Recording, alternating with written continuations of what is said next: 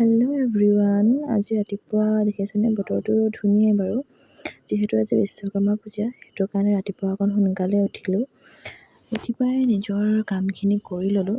মই ৰাতি ৰুমটো বহুত বেয়া কৰি পেলাওঁ দেই, সেইটো কাৰণে ৰাতিপুৱা বহুত সোনকালে মই ৰুমটো ঠিক কৰিলোঁ। মোৰ ফাৰ্ষ্ট কাম হ'ল ৰুমটো ঠিক কৰা। তাৰপিছতে ৰুমটো ধুনীয়াকৈ চাফা কৰি ল'লোঁ। তাৰপিছত ময়ো গা পা ধুই আহিলোঁ। গা পা ধুই এইকণতে ভাতকেৰেলা গছ এজোপা আছে। মই কিন্তু ভাতকেৰেলা খাই বিৰাট ভাল পাওঁ। আপোনালোকে ভাল পায়নে কমেণ্ট কৰিব। পালোঁ এটা। তাৰপিছতে দেহাক গাটো ধুৱাই ল'লোঁ। তাইক বহুত সোনকালে গা ধুৱাই দিওঁ দেই ৰাতিপুৱা। আমি 6:30-7 বজালৈকে তাইক গা পা ধুৱাই ৰেডি কৰি দিওঁ। আৰু তাই এনেকৈ খেলি থকাৰ কাৰণে তাইৰ লগত অকণমান খেলি ল'লোঁ। যিহেতু বিশ্বকৰ্মা পূজা সৰুকৈ হ'লেও নিয়ম এটা কৰিছে। বাহিৰত পাপা, মানুহজন, ভাইটি তেওঁলোকে তেওঁলোকৰ কাম কৰি আছে। আৰু দেখিছেনে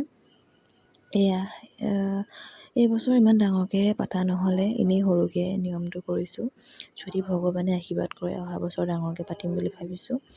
আৰু আজিলৈ ভিডিঅ'টো ইমানেই। যদি ভিডিঅ'বিলাক চাই ভাল লাগে তেনেহ'লে লাইক, কমেণ্ট, শ্বেয়াৰ আৰু ছাবস্ক্ৰাইব কৰিব। আজিলৈ আহিছোঁ, বাই বাই।